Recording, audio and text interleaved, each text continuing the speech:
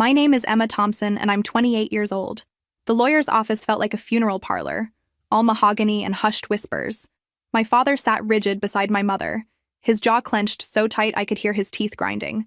My brother Michael slouched in his chair, already counting millions in his head, though he looked thinner than usual and kept checking his phone nervously. Where are you watching from today? Drop your location in the comments below and hit that like and subscribe button if you've ever felt completely overlooked by your own family. You'll definitely want to stick around for what happened next. Let me paint you the picture. There we were, the Thompson family, gathered for Grandpa James's will reading. The old man had died 6 months ago, and honestly, he was the only person in that room who'd ever made me feel like I mattered. Dad had been circling like a vulture ever since, making calls to financial advisors and muttering about finally getting what we deserve. I'd always felt like the odd one out in our family. While Dad and Michael shared the same sharp jawline and dark eyes, I had Mom's softer features and lighter hair. Grandpa used to say I looked exactly like his sister Margaret had at my age, though I'd never met her since she'd died long before I was born. Mr. Brennan, our family lawyer for 30 years, cleared his throat. The moment had arrived. James Thompson built quite an empire over his lifetime, he began.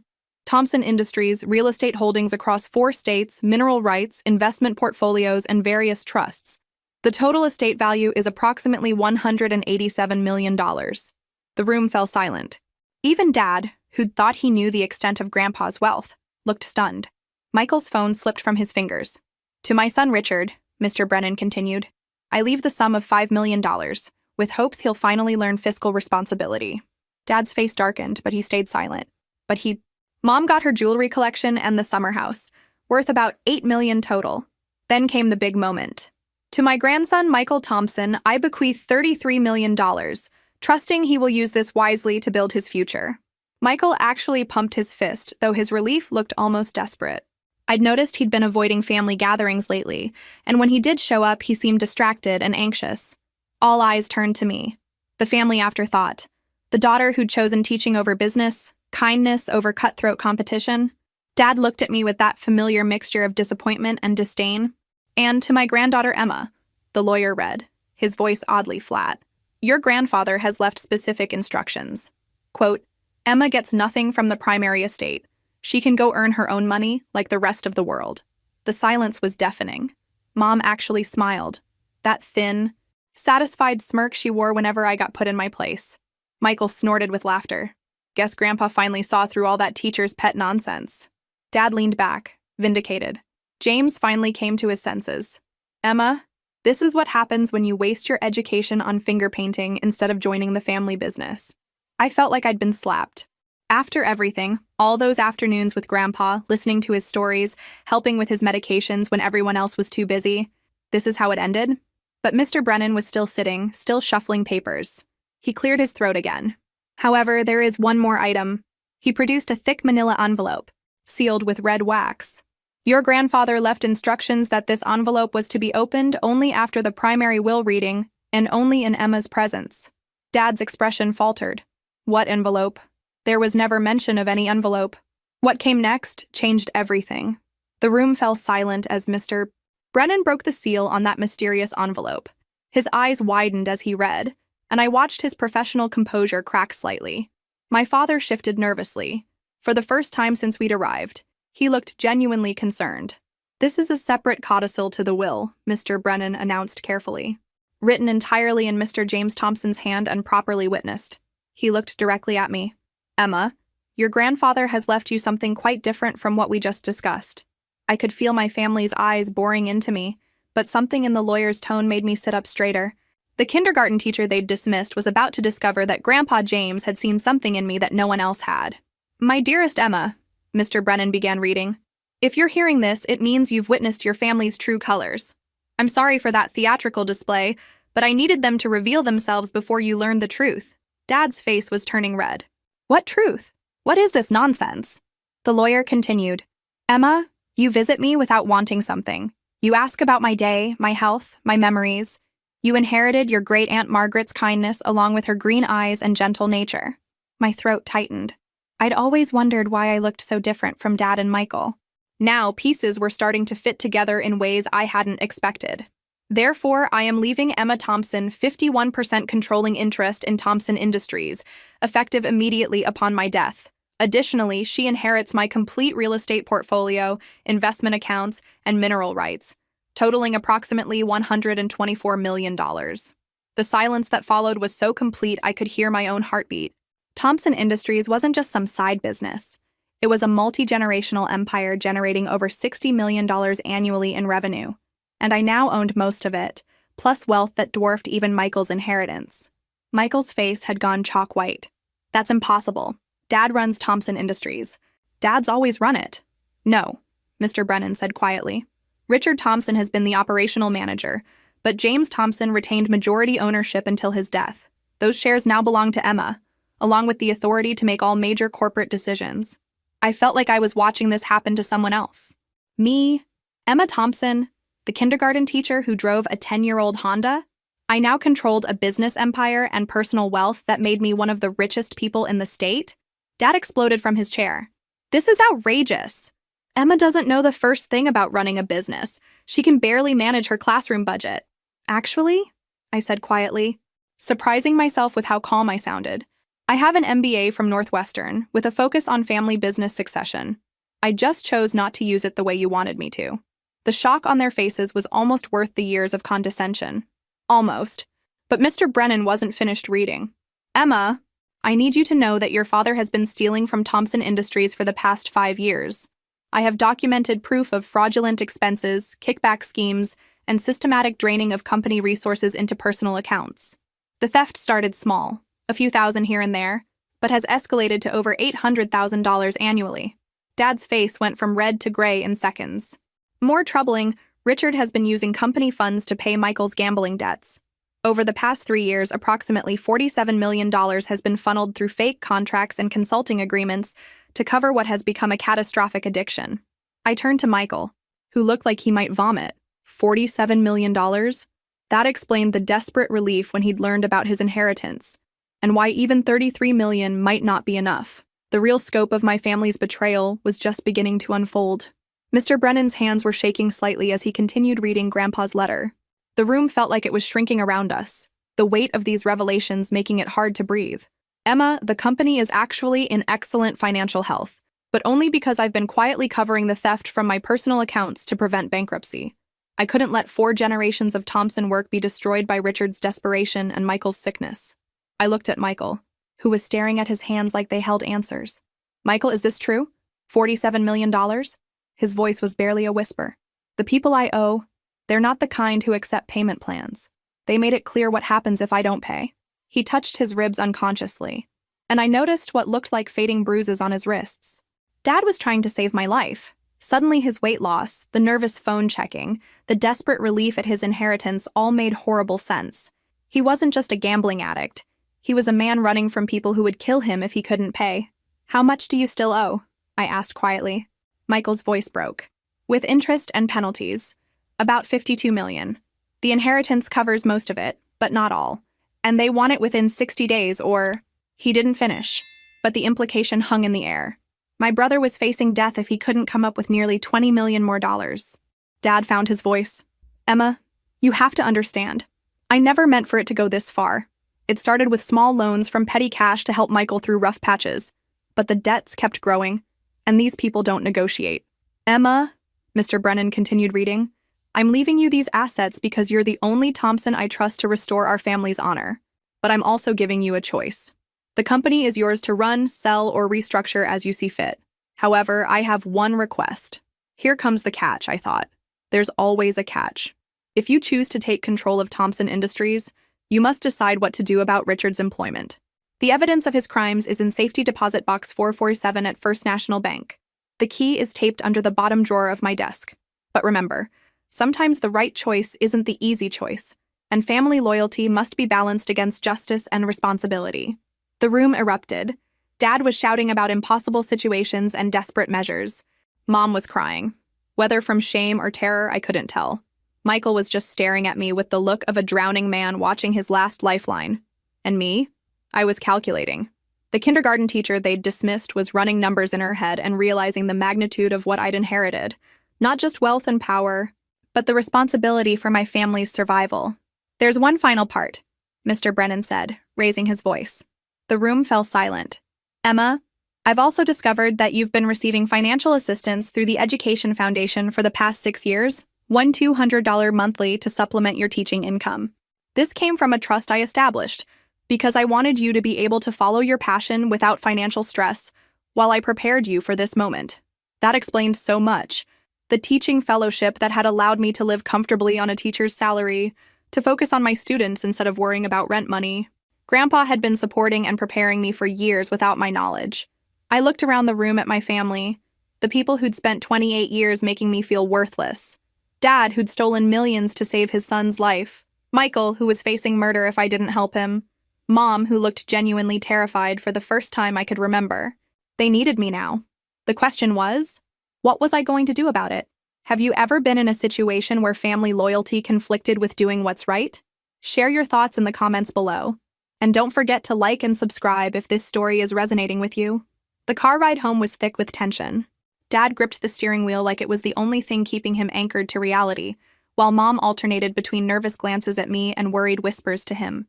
Michael had taken his own car, probably to make more desperate phone calls to whoever was threatening his life. But I had the key to Grandpa's safety deposit box in my purse. And for the first time in my adult life, I held all the cards. We pulled into my parents' circular driveway. The sprawling colonial looked different now that I knew it was probably paid for with stolen money. Everything looked different when you understood the real cost. "Emma, we need to talk," Dad said as we walked toward the house. His voice had taken on that carefully controlled tone he used when he was barely holding it together. "This situation is obviously complex." "Complex," I repeated, following them into the living room. "That's one word for systematic embezzlement and fraud." Mom perched on the sofa edge like she might need to run at any moment. "Sweetheart, you have to understand. We weren't stealing for ourselves. This was about saving Michael's life. I understand that Dad was stealing $800,000 a year for 5 years. That's $4 million, Mom. Even if all of it went to Michael's debts, that's still theft." Dad leaned forward, switching to his negotiating voice. "Emma, be reasonable. You don't want the stress of running a major corporation. The board meetings, financial decisions, personnel management. It's not for you. Why don't we work out an arrangement where you maintain ownership but I continue operations?" I almost laughed. "You mean continue the operations that have included systematic theft and fraud? Those were extraordinary circumstances," he said desperately. "With Michael's situation resolved, that would never happen again." "Dad, the people threatening Michael aren't going away just because he pays them. Gambling addicts with mob connections don't just walk away clean. Even if he pays the $52 million, what happens the next time he falls back into old patterns?" The room fell silent. It was the question no one wanted to ask, but everyone was thinking. Michael walked in at that moment, his phone pressed to his ear. "I understand. 60 days. Yes, sir. Thank you for the extension." He ended the call and looked at us with hollow eyes. "They're giving me 60 days to come up with the full amount. If I'm even 1 day late?" "How much are you actually short?" I asked directly. $19.7 million, he said quietly. "I can liquidate some of the inheritance immediately, but not enough." I pulled out my phone and did quick calculations. "Michael, if I loan you $20 million against your future inheritance distribution, you can pay off these debts completely. But there would be conditions." Hope flickered in his eyes for the first time since the will reading. "What conditions?" "You enter a residential treatment program for gambling addiction. Minimum 1 year, possibly longer depending on professional recommendation. You surrender control of your remaining inheritance to a trust managed by independent financial advisors. And you have no involvement with Thompson Industries until you can prove 5 years of recovery." "Emma," Mom said, "don't you think that's a bit harsh?" "Mom, what's harsh is letting him spiral back into addiction and putting the entire family through this again. What's harsh is letting Dad continue stealing from his own father's company to enable destructive behavior." Dad's face flushed. "So what about me? What about 25 years of building this company?" "You mean 25 years of managing the company while Grandpa built it, followed by 5 years of robbing it to cover your mistakes?" The accusation hung in the air between us. Dad looked older than I'd ever seen him, the weight of his choices finally visible in the lines around his eyes. "Tomorrow," I announced, "I'm going to the bank to examine everything in that safety deposit box. Then I'm calling an emergency board meeting to discuss Thompson Industries' future." "Emma, please," Dad said, and for the first time in my life, I heard genuine fear in his voice. "This company is everything to me. Without it, I'm nothing." I looked at my father, this man who'd raised me but never quite accepted me, who'd stolen millions but claimed it was for family, and felt something I'd never experienced before. Not anger, not hurt, but a profound sense of responsibility. Dad, you're not nothing, but you're also not the man I thought you were. Tomorrow, we'll figure out what comes next. The next morning, I stood in front of First National Bank 30 minutes before they opened, watching the morning rush hour traffic and trying to process how my life had changed in less than 24 hours.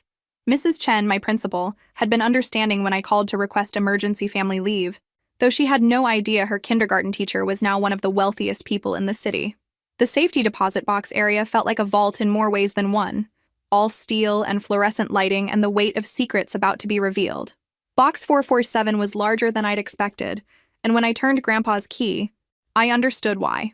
The box contained 6 thick folders, each meticulously organized in Grandpa's precise handwriting. The first folder, labeled Richard's Financial Crimes, contained 5 years of documentation that turned my stomach. Dad's theft had started small, a few $1,000s disguised as client entertainment, but had escalated systematically as Michael's debts grew larger and more dangerous. The second folder, Michael's Creditors, contained correspondence that read like something from a crime thriller. These weren't casino debts or sportsbook losses. Michael had borrowed from organized crime figures who charged interest rates that would make loan sharks blush. The threats in the later letters were graphic and specific about what would happen if payments stopped. But it was the third folder that made my hands shake. Thompson Industries' true financial status. The company wasn't just profitable, it was extraordinarily successful. Annual revenue had grown from $40 million to $62 million over the past 5 years, despite Dad's theft. Without the constant drain of stolen funds, Thompson Industries should have been generating massive profits and growing exponentially. The fourth folder contained something I hadn't expected. Emma's preparation. Inside were copies of every academic paper I'd written in graduate school, letters of recommendation from professors, and detailed analyses of my business proposals. Grandpa had been tracking my intellectual development for years, building a file that proved I wasn't just qualified to run Thompson Industries, I was specifically educated for it. At the bottom was a handwritten note. Emma, you are inheriting more than money. You are inheriting the responsibility to decide what kind of person you want to be and what kind of legacy you want to build. The easy choice would be to sell everything and walk away rich. The right choice is harder to see and harder to execute. Trust yourself. Grandpa James. My phone buzzed. A text from Michael. Can you meet me for lunch? I need to explain some things about the debts. It's worse than it sounded yesterday.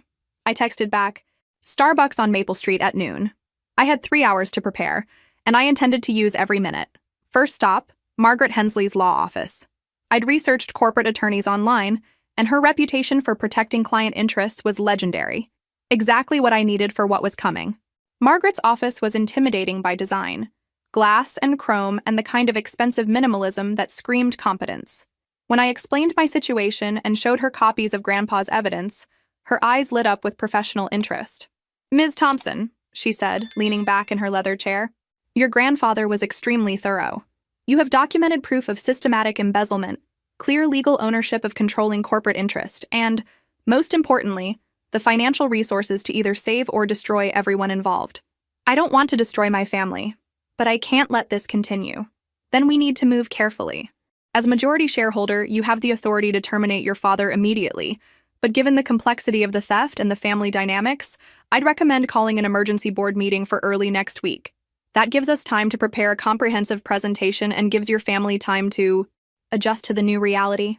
What about Michael's situation? The people threatening him won't wait for corporate restructuring. Margaret's expression darkened. If these creditors are who I think they are based on this documentation, your brother is in genuine physical danger. The $20 million shortfall isn't just about money, it's about survival. As I left Margaret's office, I felt the weight of impossible choices settling on my shoulders. In less than a week, I'd gone from being the forgotten daughter to holding the power of life and death over my entire family. Time to hear exactly how much worse Michael's situation really was. Michael was already waiting when I arrived at Starbucks, hunched over a corner table like he was trying to disappear. The golden boy who'd sailed through life on charm and privilege looked like he'd aged 5 years in 2 days. His hands shook as he lifted his coffee cup, and I noticed he kept glancing toward the windows like he expected someone to walk in. Thanks for meeting me, he said as I sat down. I wasn't sure you would after everything. What did you need to tell me, Michael? He took a shaky breath. The debt situation is more complicated than I explained yesterday. The people I owe, they're not just taking interest and penalties. They're using my debt to launder money through Thompson Industries. My blood went cold. What do you mean? Some of those fake consulting contracts Dad created? They're being used to clean drug money and gambling profits. The people I owe have been using our family business as their personal washing machine for the past 18 months. I set down my coffee carefully, trying to process this nightmare. Michael, are you telling me that Thompson Industries is unknowingly involved in money laundering? Not unknowingly, he whispered. Dad figured it out about 6 months ago, but by then we were in too deep. They made it clear that if we tried to stop or expose them, they'd kill me and frame Dad for the whole operation.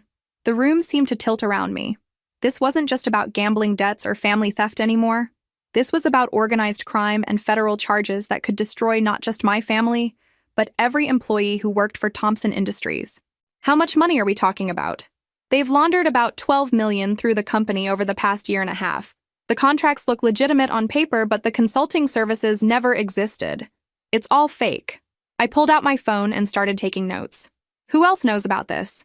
Just me and Dad. Mom suspects something, but we've kept her out of it to protect her. Michael's voice broke.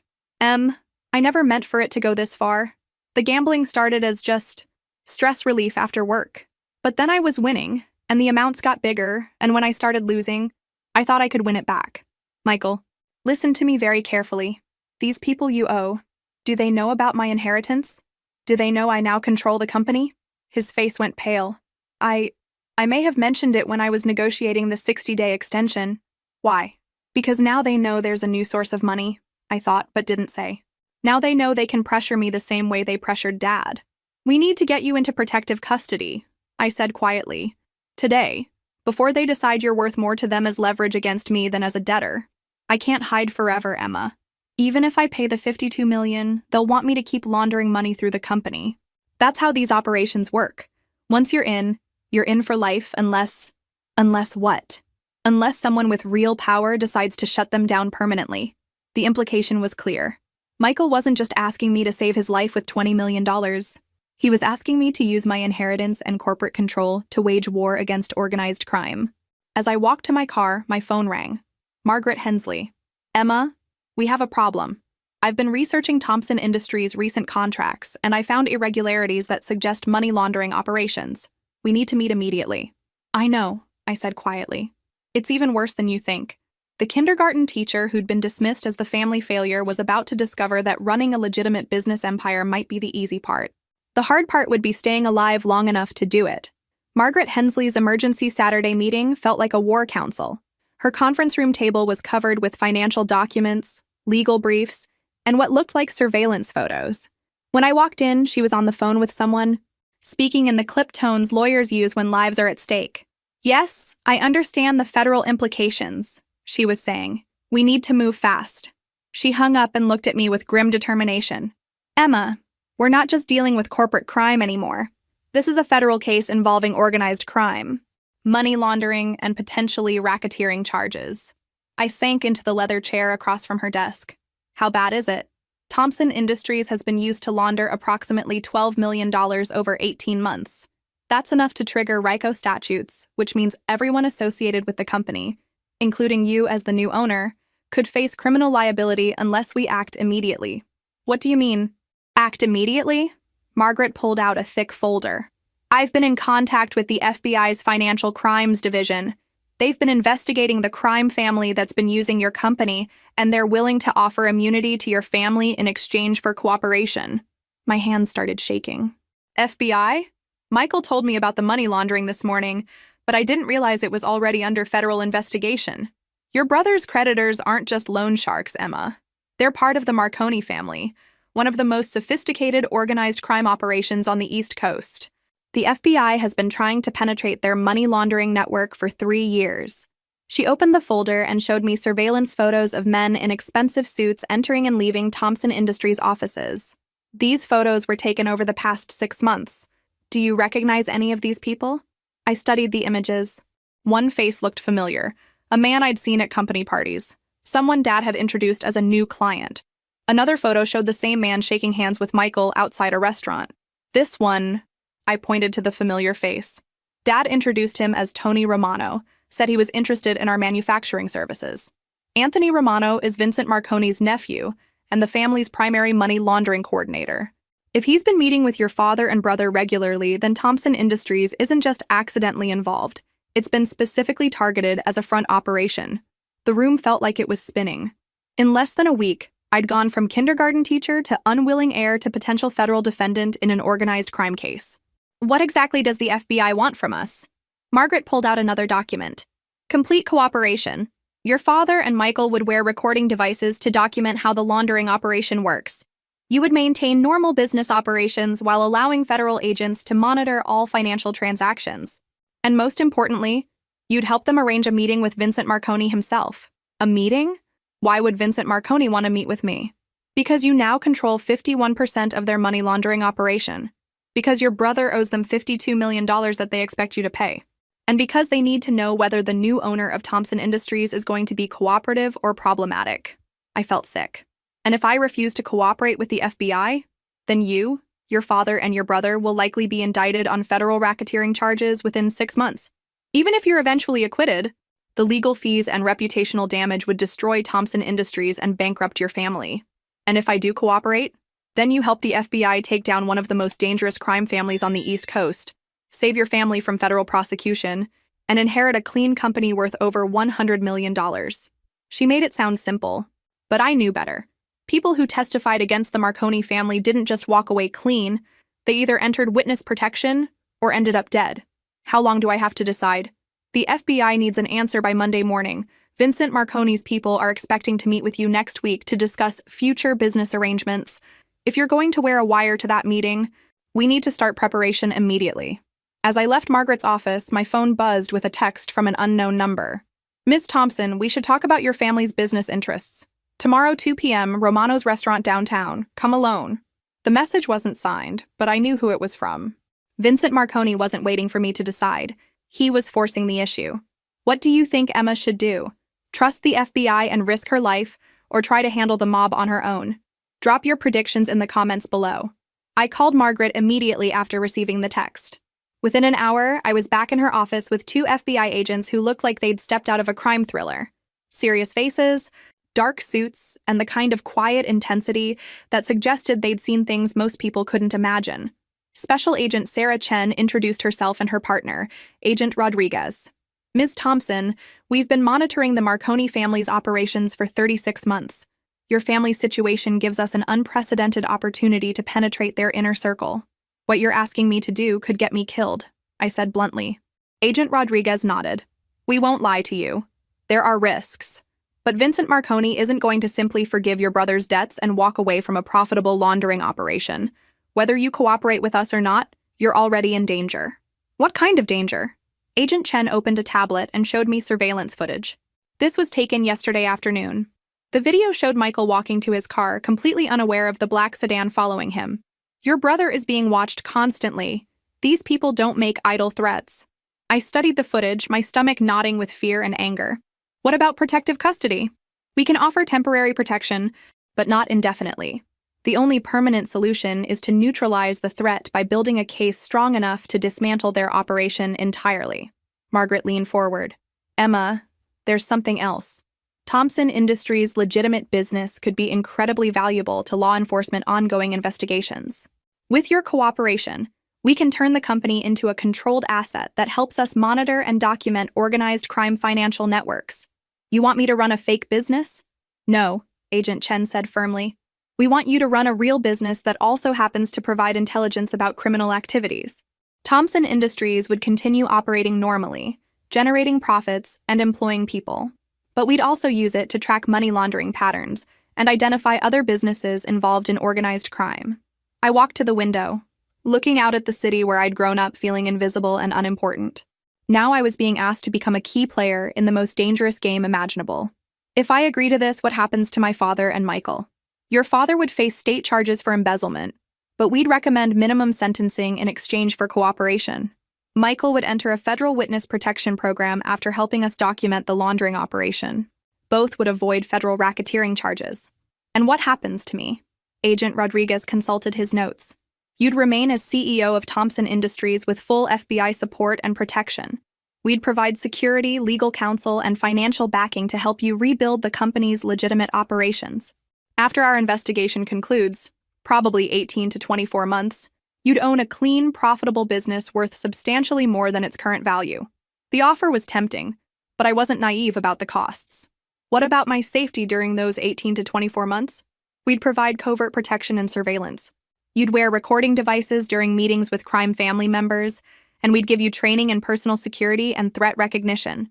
My phone buzzed with another text from the unknown number. Looking forward to our conversation tomorrow. Your family's future depends on it. Margaret showed the message to the FBI agents. Agent Chen's expression darkened. That's Vincent Marconi's personal phone number.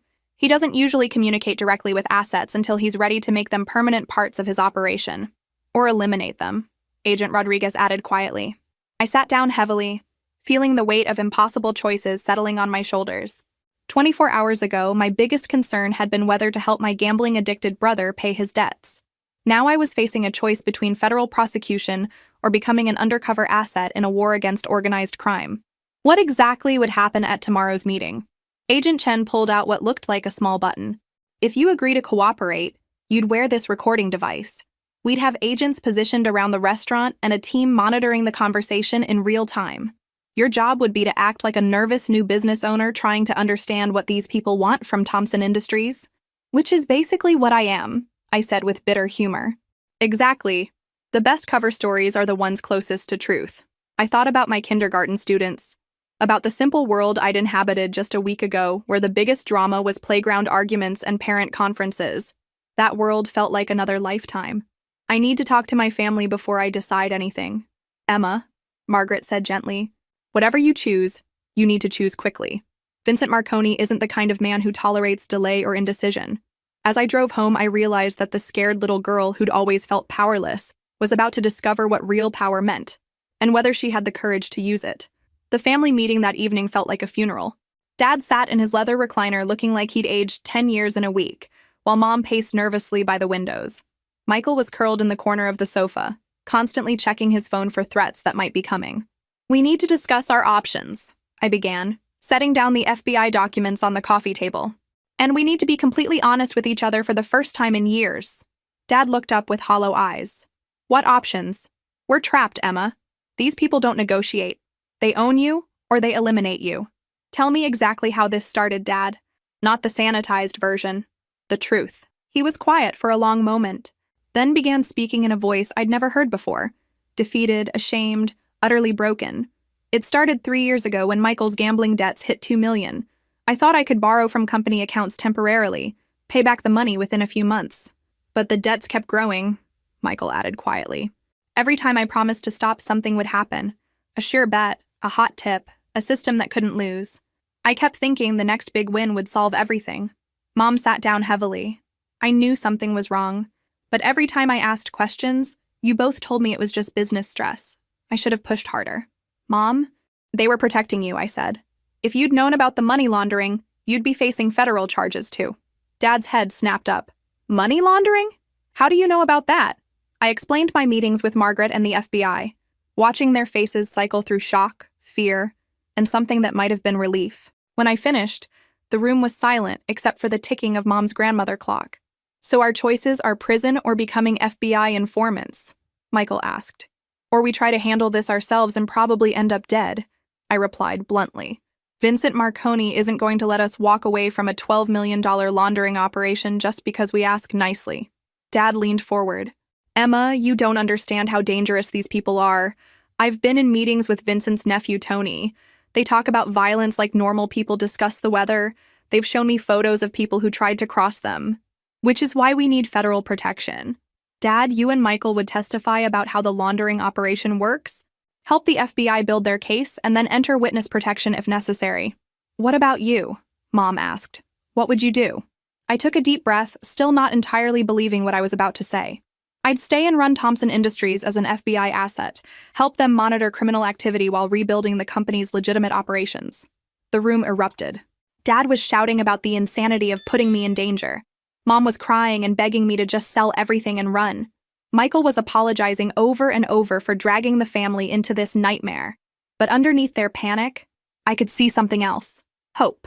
For the first time since this crisis began, we had a plan that didn't end with someone dead or in prison. There's something else, I continued when they'd calmed down. The FBI thinks Thompson Industries could be worth over $200 million once it's free from criminal involvement. The legitimate business has been incredibly profitable despite the theft and laundering.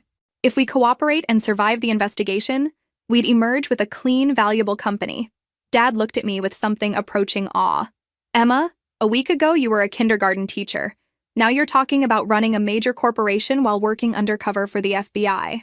Are you sure you can handle this? For the first time since this whole crisis began, I smiled. Dad, I've spent 6 years managing rooms full of 5-year-olds. How much harder can it be to manage organized crime figures? Despite everything, they laughed. It felt good to remember we were still a family, even if we were a family in crisis. So we're really doing this? Michael asked. I looked around the room at the people who'd shaped my life, who'd hurt me, disappointed me, but also loved me in their flawed, complicated ways. We're doing this. Tomorrow afternoon, I'm having lunch with Vincent Marconi, and we're going to start the process of taking our lives back. My phone buzzed with a text from Agent Chen. Equipment ready. Training session tomorrow morning at 9 a.m. Are you in? I typed back, I'm in. The kindergarten teacher, who'd been dismissed as the family failure, was about to become the most dangerous woman in the room. The FBI training session took place in a nondescript office building downtown. Agent Chen led me through a crash course in wearing recording devices, recognizing danger signals, and how to exit a conversation if things went wrong. The recording device itself was smaller than a shirt button and virtually undetectable. Remember, Agent Rodriguez explained, your goal isn't to get Vincent to confess to specific crimes. We just need him talking about the business relationship with Thompson Industries. Let him do most of the talking. Criminals love to explain how smart they are. What if he asks direct questions about continuing the money laundering? Be vague but not evasive. Say you're still learning about the company's operations and need time to understand all the business relationships. That gives you room to maneuver without committing to anything. Agent Chen showed me photos of the restaurant layout. We'll have agents at 3 tables and 2 on the street. If you feel unsafe at any point, order a Diet Coke. That's the signal for immediate extraction. At 1:45 p.m., I walked into Romano's restaurant wearing a conservative business suit and the kind of nervous energy that didn't require acting. The maitre d' led me to a corner table where 2 men were already waiting. Vincent Marconi was smaller than I'd expected, probably in his early 50s, with the kind of expensive casual dress that screamed money and power. Tony Romano sat beside him, the man from the surveillance photos who'd been masquerading as a Thompson Industries client. Ms. Thompson. Vincent stood and extended his hand with old-world courtesy. Thank you for meeting with us. Please, sit. I shook hands and sat down, hyper-aware of the recording device and the FBI agents positioned around the restaurant. Thank you for inviting me. I'm still learning about all aspects of my grandfather's business interests. Your grandfather was a smart man, Vincent said, signaling the waiter for drinks. He understood that successful businesses require flexible partnerships. Flexible partnerships? Tony leaned forward. Thompson Industries has been providing consulting services for some of our associates. Very specialized work that requires discretion and reliability. I see. I kept my voice neutral. I'm still reviewing all the company's client relationships. Some of the consulting contracts seem quite lucrative. Vincent smiled, and there was nothing warm about it. Your family has been very helpful to us, Ms. Thompson. Your father and brother understand the importance of maintaining good relationships with valued partners. Of course, though I have to admit, I'm still learning exactly what services Thompson Industries has been providing. Document management, Tony said smoothly. Financial record keeping, helping our associates organize their business transactions in ways that satisfy regulatory requirements. Translation, money laundering. But Vincent was too smart to use explicit language, especially meeting someone new. That sounds like important work, I replied. I assume our partnership would continue under the new ownership structure? Vincent's eyes hardened slightly. That depends on several factors, Ms. Thompson. Your brother Michael owes our associates a significant amount of money. Your father has been accommodating and helping us resolve this situation through creative business arrangements. Creative business arrangements?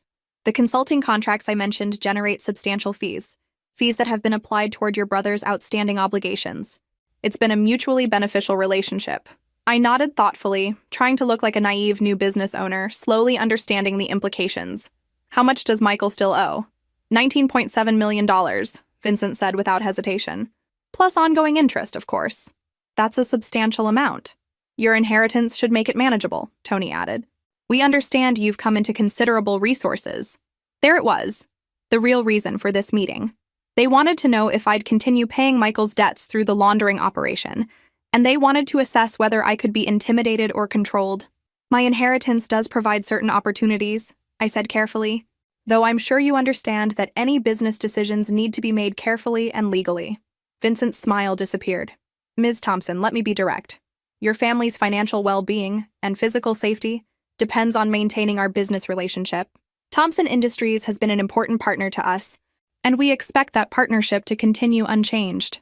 The threat was unmistakable, delivered in the kind of calm tone that made it even more frightening. I felt my heart rate spike, but I kept my voice steady. I appreciate your directness, Mr. Marconi. As I said, I'm still evaluating all aspects of the business. These are significant decisions that require careful consideration. Of course, he replied, but his tone suggested that my consideration period would be brief and that the conclusion was predetermined. The meeting continued for another 20 minutes, with Vincent and Tony providing just enough detail about the money laundering operation to give the FBI everything they needed while making it clear that my cooperation wasn't optional. As we prepared to leave, Vincent placed his hand on my arm, a gesture that looked friendly but felt like a threat. Ms. Thompson, I look forward to a long and profitable relationship. Your family's future depends on it. Walking out of that restaurant, I realized I'd just crossed a line I could never uncross. The kindergarten teacher was gone forever, replaced by someone I didn't entirely recognize, someone capable of smiling at dangerous men while secretly recording evidence that could send them to prison for life. The debriefing session at the FBI office stretched past midnight. Agents Chen and Rodriguez had listened to the recording 3 times, taking notes and exchanging looks that suggested the meeting had gone even better than they'd hoped. Vincent gave us everything we need for money laundering charges, Agent Chen said, reviewing her notes. He explicitly described using Thompson Industries to organize business transactions and satisfy regulatory requirements. That's textbook laundering language. More importantly, Agent Rodriguez added, he made direct threats against your family's safety if you don't continue the arrangement. That gives us extortion and racketeering charges. Margaret Hensley had joined us for the debriefing, and she looked both impressed and concerned. Emma, you handled that beautifully. You got him talking without seeming to push for information. What happens next? I asked, exhaustion finally setting in. We start building the case, Agent Chen replied. Your father and Michael will need to provide detailed testimony about how the laundering operation was established. We'll need documentation of every fake contract and every dollar that was moved. And then we wait for Vincent to make his next move. Based on that meeting, he's expecting you to formalize the arrangement within the next few weeks. When you don't, he'll escalate pressure, probably through more direct threats or by having his people show up at Thompson Industries. The thought of Vincent Marconi's men walking into the company offices, intimidating employees and potentially endangering innocent people, made my blood boil. How do we protect the company's legitimate employees? We increase security and surveillance, Agent Rodriguez said, and we move as quickly as possible to arrest the key players before they can retaliate. Margaret pulled out her legal pad. Emma, there's another issue we need to discuss. As CEO, you'll need to address the board of directors about the company's situation. They have a right to know that Thompson Industries has been unknowingly involved in criminal activity. The thought of facing the board with this information was terrifying. These were people who'd known me since childhood, who'd watched my father build his reputation over decades. Now I'd have to tell them he'd been systematically stealing from the company and enabling money laundering operations. What exactly do I tell them? The truth, Margaret said simply. That the previous management engaged in financial crimes, that you've discovered evidence of money laundering, and that you're cooperating with federal law enforcement to clean up the company's operations. Agent Chen leaned forward. Emma, we understand this is overwhelming. You've gone from inheriting a company to becoming a key witness in a federal organized crime investigation. But what you're doing could help us dismantle one of the most dangerous criminal enterprises on the East Coast. And if something goes wrong, if Vincent figures out I'm wearing a wire or decides I'm too dangerous to keep alive, the room fell silent. Finally, Agent Rodriguez spoke. We won't lie to you. There are risks. But Vincent Marconi has killed people for smaller reasons than what your family has already done. Cooperation is your best chance, maybe your only chance, of surviving this. I thought about my kindergarten students, about the simple world I'd inhabited just 2 weeks ago. That Emma Thompson felt like a character from someone else's life story. When is the next phase? Vincent will probably contact you within the week, Agent Chen said. He'll want to formalize the arrangement, specific contracts, payment schedules, maybe introduce you to other people in his organization. Each contact gives us more evidence and brings us closer to having enough for arrests. How many more meetings like today? Probably 3 or 4 over the next 2 months. Then we'll have enough evidence to move against the entire Marconi organization. 2 months. 60 more days of smiling at dangerous men while recording evidence that could save or destroy my family. 60 more days of pretending to be someone I'd never imagined becoming. As I drove home at 2 a.m., I realized that the woman looking back at me from the rearview mirror wasn't the same person who'd walked into that lawyer's office 2 weeks ago. She was stronger, smarter, and infinitely more dangerous than the kindergarten teacher had ever been. The question was, would she survive long enough to find out who she was becoming? My phone buzzed with a text from the same unknown number. Pleasure meeting you today. Looking forward to our next conversation about expanding our business relationship. Vincent Marconi wasn't waiting for me to decide. He was moving forward with plans that assumed my cooperation. The next phase of this deadly game was already beginning. 6 months later, I stood in the same boardroom where this journey began, but the person facing these familiar faces was someone entirely different from the kindergarten teacher who'd once felt invisible in her own family. The morning's headlines were spread across the conference table. Marconi crime family. Dismantled in federal raids. Thompson Industries CEO helps FBI break money laundering ring. And from teacher to undercover asset, the Emma Thompson story. The board members filing in looked at me with expressions ranging from awe to concern to genuine pride. These weren't just corporate colleagues anymore. They were partners who'd watched me transform their company from a criminal front into something clean and powerful. Good morning, everyone, I began, taking my place at the head of the table that had once seemed so intimidating. Before we review our quarterly results, I wanted to update you on the conclusion of the federal investigation. I paused, looking around the table at faces that had become genuinely familiar. Yesterday, Vincent Marconi was sentenced to 25 years in federal prison. His nephew, Tony Romano, received 15 years. The entire money laundering operation has been permanently shut down, and Thompson Industries has been officially cleared of any criminal liability. The room erupted in applause. Patricia Wells, the board member who'd watched me grow up, wiped away tears. Emma, what you've done, the courage you've shown, it's remarkable. The company is also more profitable than ever, I continued, pulling out financial reports that would have been fantasy numbers a year ago. Without the constant drain of stolen funds and with our reputation for integrity restored, Thompson Industries has posted record revenue of $87 million this quarter. David Martinez, our CFO, nodded approvingly. Emma, the employee profit-sharing program you implemented has created the kind of loyalty and productivity we've never seen before. People are invested in the company's success because they share in that success. Which brings me to my next announcement, I said, pulling out documents I'd been preparing for weeks. I'm implementing the employee ownership transition we discussed last quarter. Every person who works for Thompson Industries will receive equity stakes proportional to their years of service and contribution level. The vote to approve the transition was unanimous, though several board members insisted on maintaining significant equity to ensure leadership stability. After everyone left, I sat alone in the boardroom thinking about the journey that had brought me here. A year ago, I'd been humiliated in a lawyer's office by people who thought they knew my worth. Today, I was running a company that employed over 400 people, had been featured on the cover of Fortune magazine, and was being studied by business schools as a model of ethical corporate transformation. My phone buzzed with a text from my former teaching colleague. Saw you on the news again? The kids still ask about Ms. Emma. Are you happy? I smiled, thinking about that question. Michael was 18 months clean and sober, working as a counselor in a residential treatment facility, and slowly rebuilding his relationship with money and responsibility. Dad had served 6 months in minimum security prison and was now working with Margaret's law firm, helping other family businesses identify and prevent financial crimes. Mom had started a nonprofit organization providing support for families affected by gambling addiction. We were still a family, just a different kind of family. One built on truth instead of secrets, support instead of enabling, and genuine care instead of manipulation. Outside my office window, the sun was setting over the city where I'd grown up feeling like I didn't belong anywhere. Now I belonged exactly where I was supposed to be. Not because of inherited wealth or family connections, but because I'd chosen to become the person my grandfather always believed I could be. The FBI agents had protected me through months of dangerous undercover work, but the person who'd emerged from that experience was someone I'd protected and developed myself. The scared little girl who'd been told she wasn't good enough had grown up to prove that she was better than anyone had dared to imagine. Thompson Industries had become more than just a successful business.